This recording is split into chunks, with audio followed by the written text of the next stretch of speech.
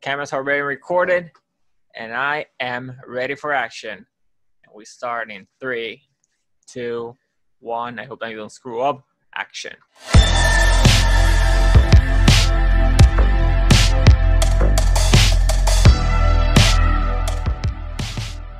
Hey, how's it going, everybody? My name is PhantomAiden, and welcome to the 3rd episode of Epic Talk. In today's episode, we have a crazy man known for making all sorts of musics.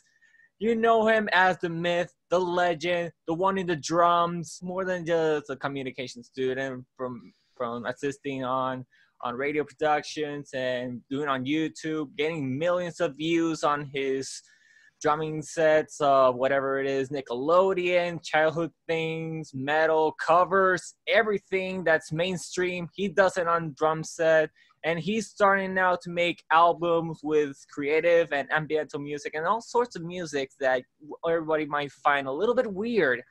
But without further ado, this is it, guys. There's no turning back. It is the one man, the myth, the wizard of music, Mr. Andre Van Zark. Hey, Andre Van Zark right here, right now, and it's power to the music. That's what I always say, because you got to give power to the music. Now, giving a little backstory to that phrase, power to the music, it's because I'm a huge fan of Nintendo, right? So they have their biggest magazine called Nintendo Power, and I was going to make video game music, and I was going to be inspired by the NES particularly. So why not give power to the music? Instead of power to the game, power to the music. That's a little backstory. That's good. And I can see that you're already promoting your live streams every Friday at 9 p.m. And where? At Facebook, in my YouTube channel. And you can see pre-recorded stuff of my live streams in YouTube and on Facebook as Andre Van Zark. That's amazing. Friday at 9 p.m. Of course. A really good time to tune in after a long day at work. Just relax with some good music and just having a good time. Also, we are still in social distance. I know COVID-19 is still getting us. Please, YouTube, this is not a COVID video.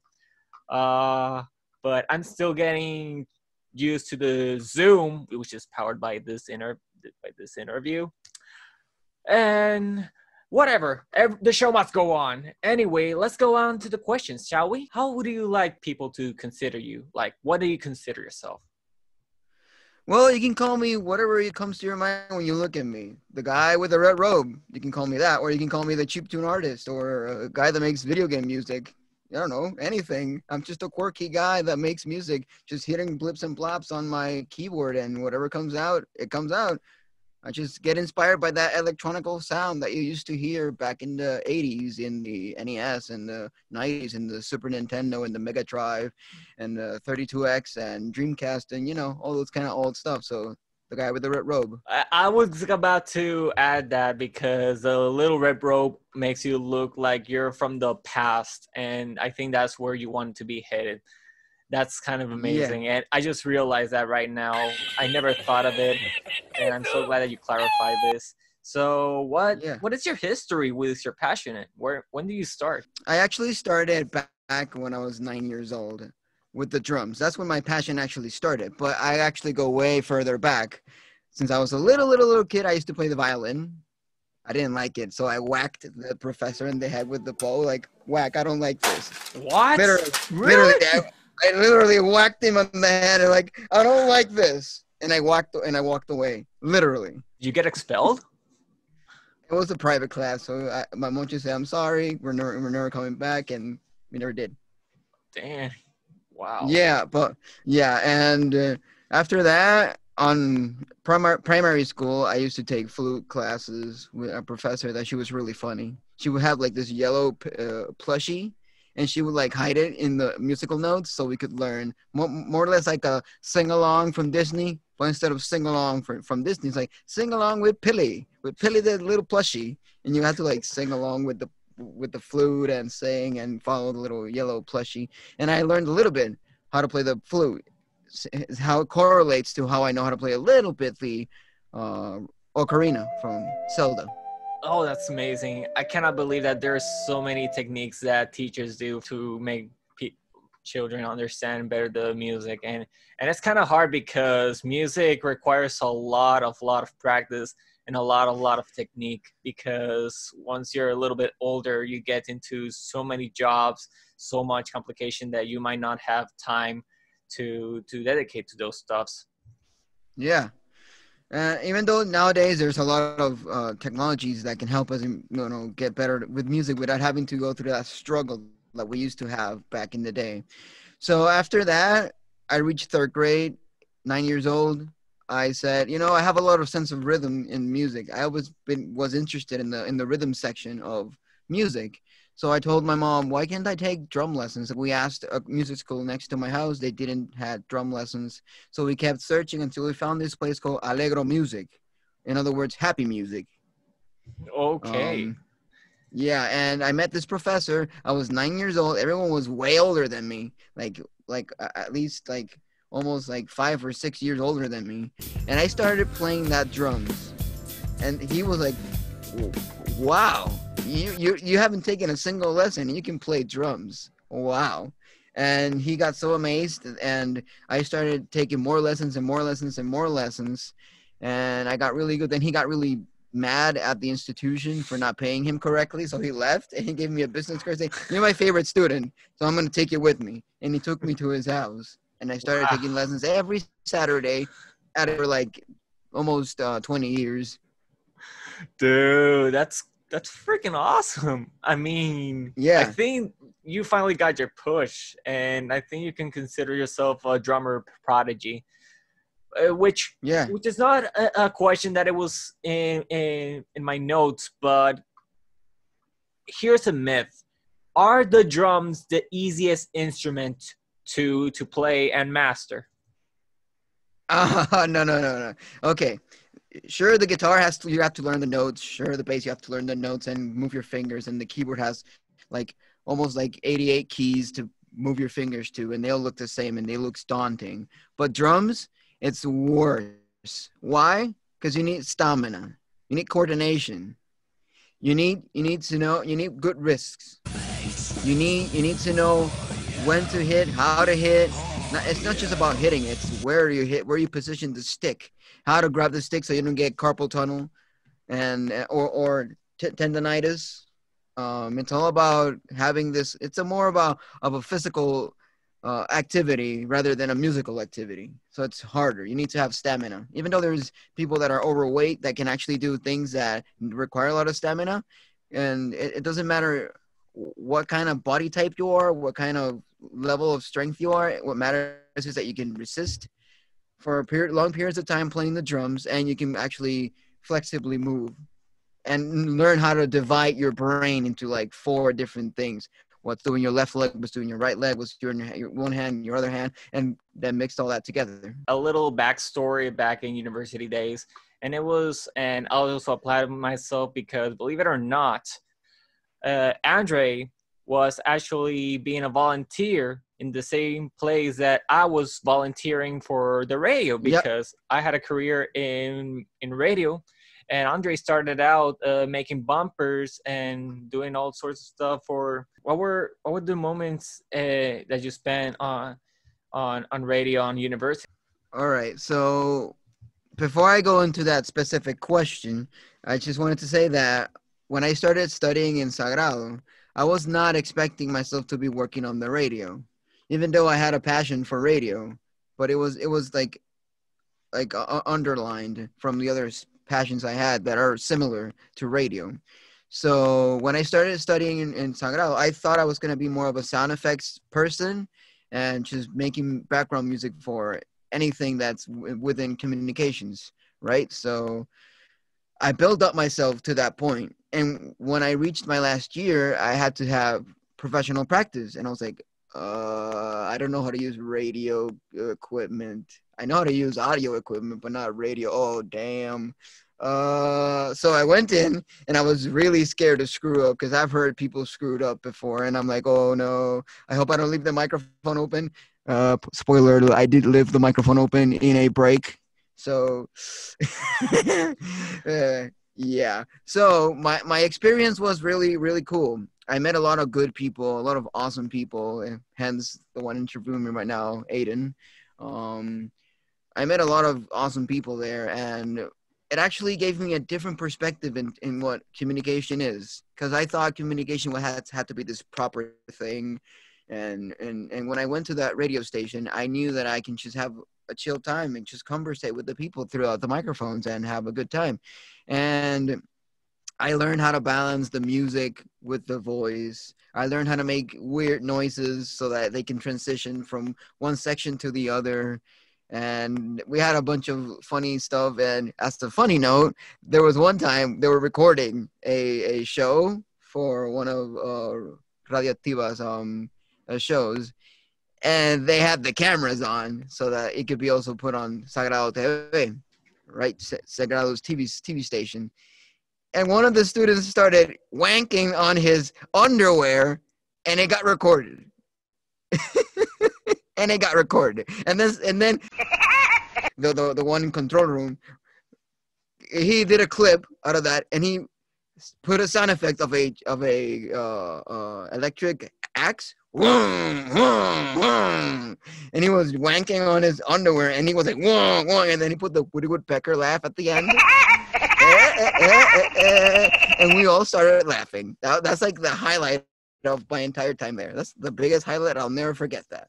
Ladies and gentlemen, the thing that happened on Epic Talk. Oh my God. You know what? Exactly. If you think you had the worst time in Radioactiva, this is not part of the interview, but this is also my part of the story back in Radioactiva, which is the radio station back in University Sagrado Corazon, is that when I was doing animation, being a DJ, talking live, I tend to do awkward dad jokes, and they were not funny. I played with the laugh tracks, and they were just like, it was actually a fun experience. Now that we get that out of the way, wow. Yeah. I feel like that guy with Who Wants to Be a Millionaire. Like, it gets all the crappy answers. And, man, I wrote so long. I think I had a Mickey Mouse language in my phone. All right, but I'm going to go. You have known for creating music with different instruments besides drums.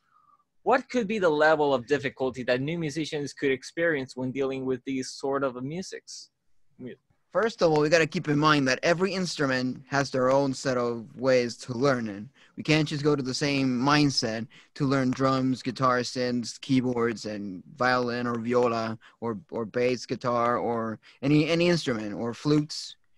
You can't go with the same mindset. You gotta differentiate how's this instrument played and how's this other instrument played. That's the first thing you got to keep in mind. For drums, it's all about coordinations. Just learn how to coordinate with the sticks. A good thing that you can do is you can grab 2 drumsticks, grab a piece of cloth or a table or a bucket or something, and just hit it constantly, one note, pop, pop, pop, pop, pop, pop, pop, pop, pop, pop, pop, constantly until your arms hurt. Going back to the poor versions of an actual instrument. Exactly. But it works. Yeah, it does. If it works for you, then it could work for other people.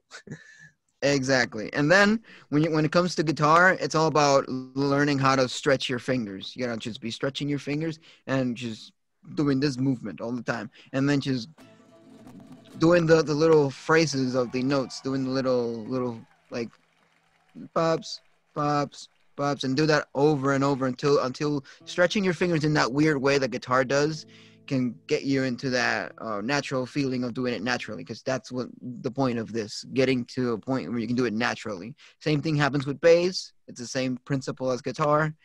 When it comes to violin is a bit more complex because violin doesn't have a set of notes. It sure has notes, but it's not stated on the instrument. You got to know by memory where to put your finger. So it's more of a muscle memory thing. You got to do it over and over and over. So basically, the way you learn an instrument is learn their fundamentals. Once you learn their fundamentals, just do that over and over and over until you can do that naturally without even thinking. Once you can play that instrument without using your brain, and it's just mindless playing, you're on the right track. And that's how you can learn. So what I what I can tell to every new musician that is starting, don't get discouraged because the instrument seems impossible. Just keep going at it over and over and over and over and over, and it can take you a million times, but that a million time, you'll get it. I guarantee. All right. Now we're going to the fun part, Andre, and that is that we're going to talk about the music that you have composed. How does that sound? So if you want to start with We Legion. can start by Legion, yeah. So Yeah, this is the preview of the music.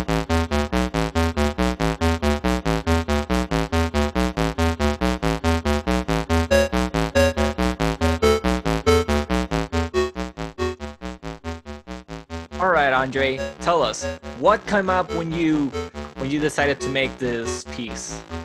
all right. Legion is one of my recent singles.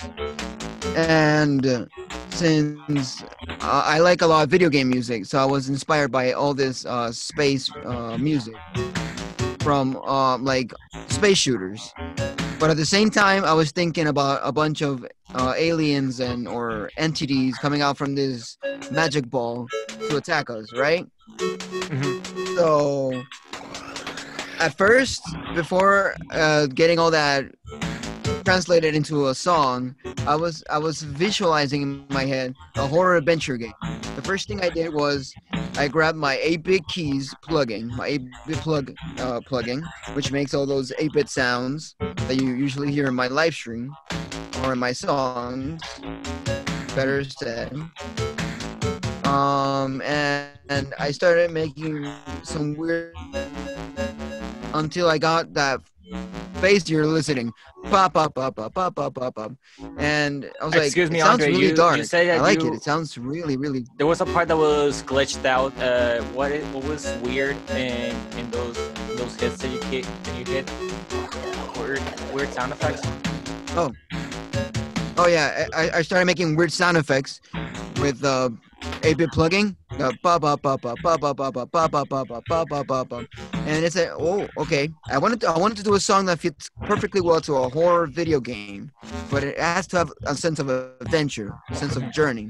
So I was like, okay, that bass sounds really dark, and it gives that horror feel, but I don't feel the adventure in it. So I started making drums on top of it.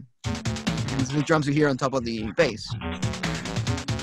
Once I started doing that bass, I thought, oh, I can feel this sort of fun thing. It's dark, but I feel fun at the same time.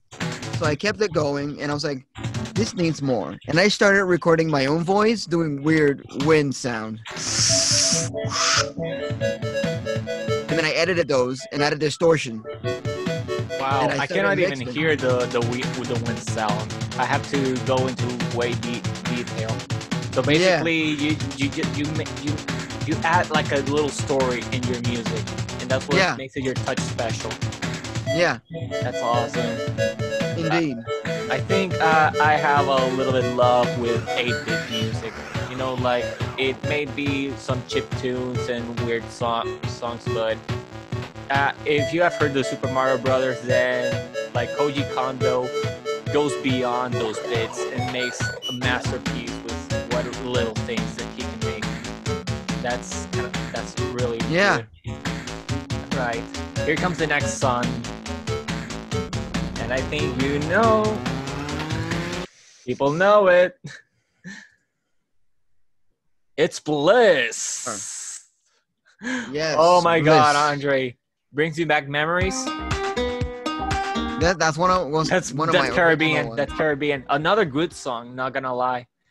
This is Bliss. That one actually, yeah, Caribbean one was used for a TV show that had never happened, but yeah, it was gonna be a Dungalee adventure show where we're gonna go to like beaches, lakes, and stuff like that, and just use that as a background music. But it never happened. But it sounded so good, and it has potential. So if it gets picked up by some other, then let it be welcome. Yeah. But yeah, this is the masterpiece of the album Bliss. This is also your first album. Yeah, that's my first album. Yeah, my first album. When I was creating this one, I wanted to have this ultimate feeling of feeling extremely relaxed.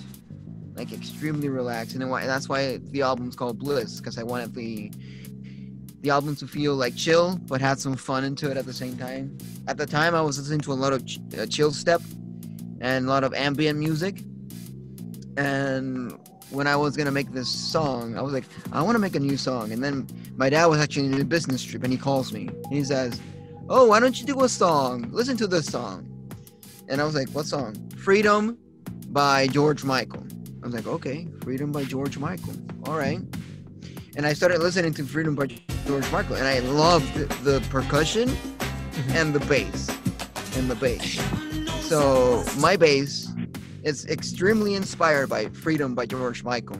If you actually even listen to Freedom and you listen to Bliss, you can literally sing out the chorus. Freedom, freedom. You can literally sing it on top of the bass. Oh, okay. What were the instruments that you used to create this? This one wasn't completely emulated. I actually had physical instruments for this one, which were the bass that I actually did it with a different sampler that I have, a different sampler that I have from the same company, Bakai. It's the APK20. APC20, and with that I did the bass. Then with that same sampler, I did the congas. And then on top of that, I was like, this feels like it needs a bit more power. So I went and grabbed my actual mini electronic drum set, and I hooked it up to my mixer through my computer. And once I hooked it up to my computer, I started playing that bass drum, that drums that you hear.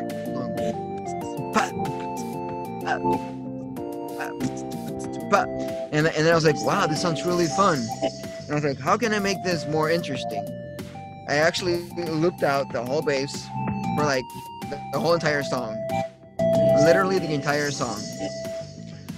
And I started adding the drums in different sections, the effects in different sections, the congas in different sections. But I was like, this needs a little bit more.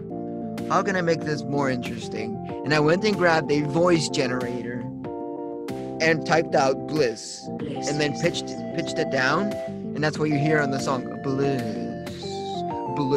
It's actually a pitched down voice generator of a female voice, and that's how I came out with the song. It's actually an inspiration from Freedom by George Michael. And the funny thing is that after I did this song, I started hearing the same George Michael song being used on lots of different commercials. On commercials for, against racism, for T-Mobile, and lots of other stuff. And I was like, okay, so this song's actually pretty good.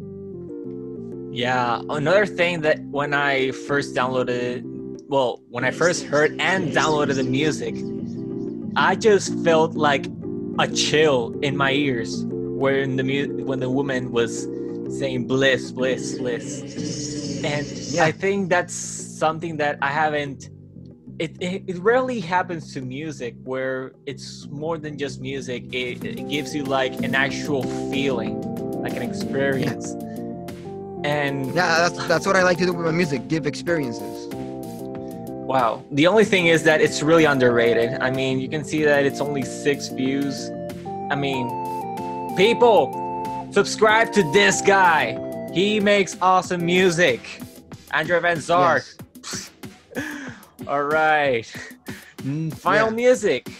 It's a banger, if anybody would say it.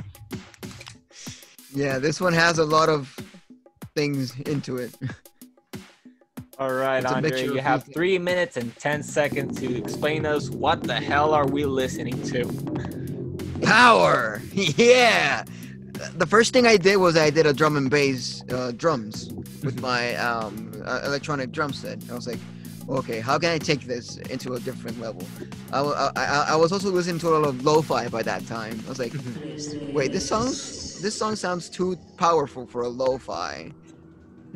How can I mix lo-fi and drum and bass at the same time? And I was like, that was a huge challenge for me and a huge experience. So I started experimenting with a lot of sounds. And I was like, wow, I love this. I started making arpeggios. Arpeggios are when you have a bunch of notes going right next to it really fast. Stuff like that. So I started making a lot of arpeggios with different weird noises. I usually get inspired a lot by space. I like to do a lot of space sounding sounds. So I started adding and layering a bunch of weird sounds that by themselves they sound bad. They sound horrible by themselves. But when you mix them together, it makes this amazing, powerful song. So I was like, okay.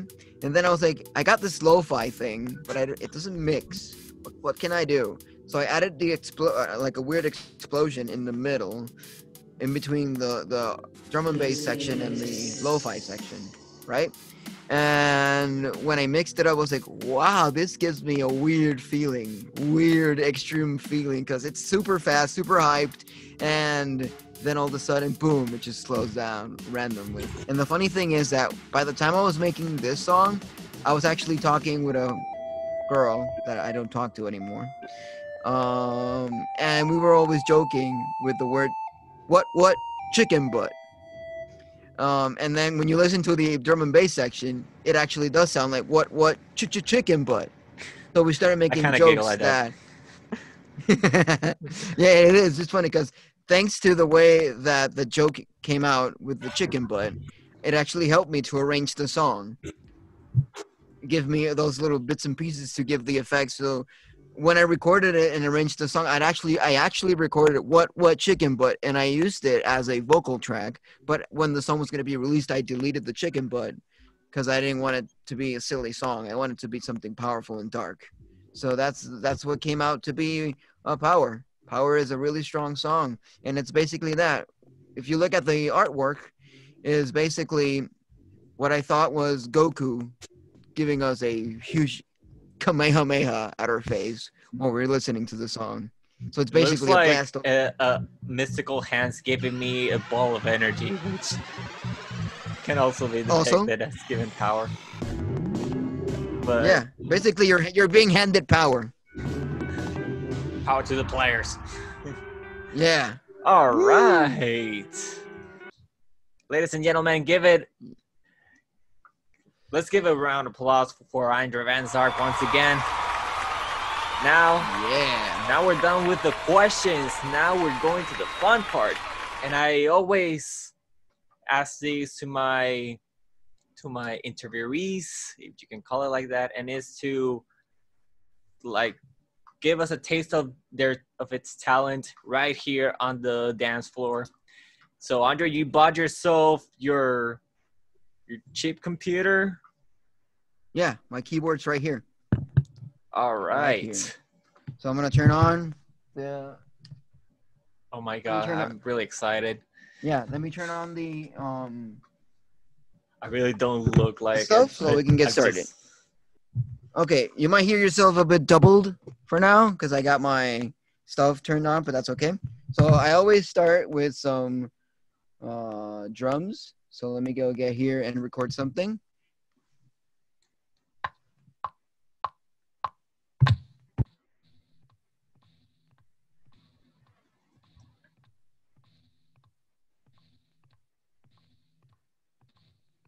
Oh wait, hold on a second. I cannot hear anything from my part. No. All right, that's weird. I mean, okay, I can hear some drum beats, but I think when you're making it, then I cannot hear anything. Really? Yeah. Oh, can you hear them now?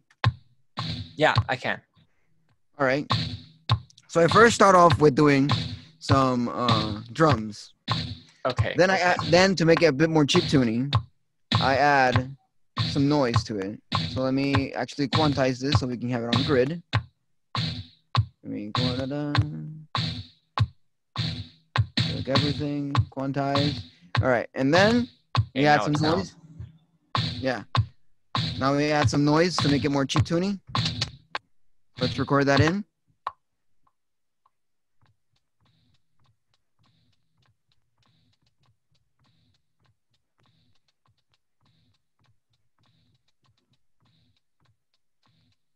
All right. And then after I add the noise, as you can hear. I cannot hear. You cannot hear? Okay, now I can. No. All right. Now that you can hear everything and you can hear the drum beat running, I now go and add some bass.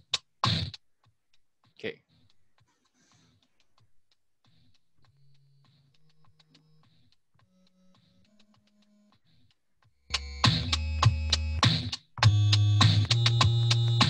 Ooh, nice.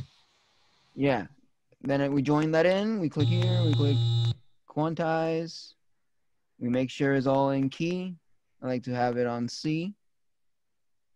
That's the basicest, simplest way to make progression. So, and here we go. This is how it sounds now. Ooh, sounds good. Yeah. Now we can add a melody to this. Let's go add a melody.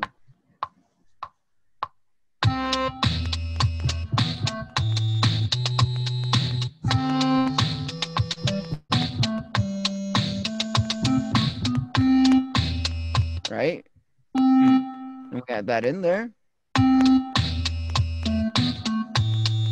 Sorry if I seem distracted. It's it's catchy. Yeah. And then we can add some chords to this. Let's add some chords.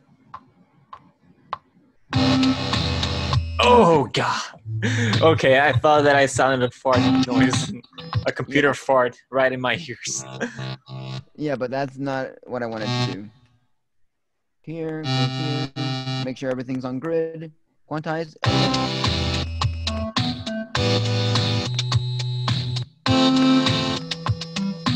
Sounds like the next underwater level in the Super Mario Brothers game. Indeed.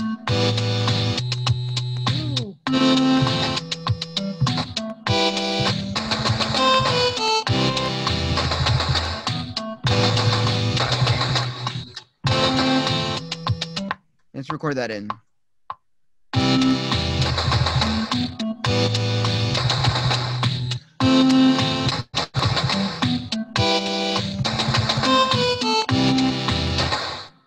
All right, and then basically that's there. There you have a song. Usually what I do is I record in something that can resemble as the chorus or the drop or the climax of the song, and from that point on, I should grab the individual pieces and start arranging them in different sections. And this is what I came up with. Full. Going straight to the next 16-bit video game. Or 8-bit. Can still be used for both. So yeah, that's basically what I did now, and that's how we're gonna roll with this. Okay, that's how a little simple song that we can come up with at the moment, and it's basically my talent showing it right there. That's basically my way of producing music. I do the biggest, hardest section of the song first, and from there I take out, I'm gonna use the bass at the beginning or the melody next, and I start building up. I like to give the people an experience instead of just a song. Because nowadays, with all this advancement in technology, with the lack of going to a store to buy a CD, and now it's all in the digital era, we don't have that experience with music. All we have is just this guy wanking at the microphone, and this producer just putting some blip blip beats and then making it sound for 5 minutes, and then all we have is some women talking about their parts, or we have some guy flaunting and flexing his money, or we have just an idiot like me making bloops and bleeps. And I don't just want to be an idiot making bloops and bleeps. I want to give you an experience. So that's why I like to, before I make the song, create an atmosphere. Like make you feel like you're transported into either a video game, a film, space, or you're inside of Star Trek's Enterprise, or any of those things. You know, I like to give you an experience. And that's basically the track that I just did. If you want to go and I'm going to give you guys one last listen to it.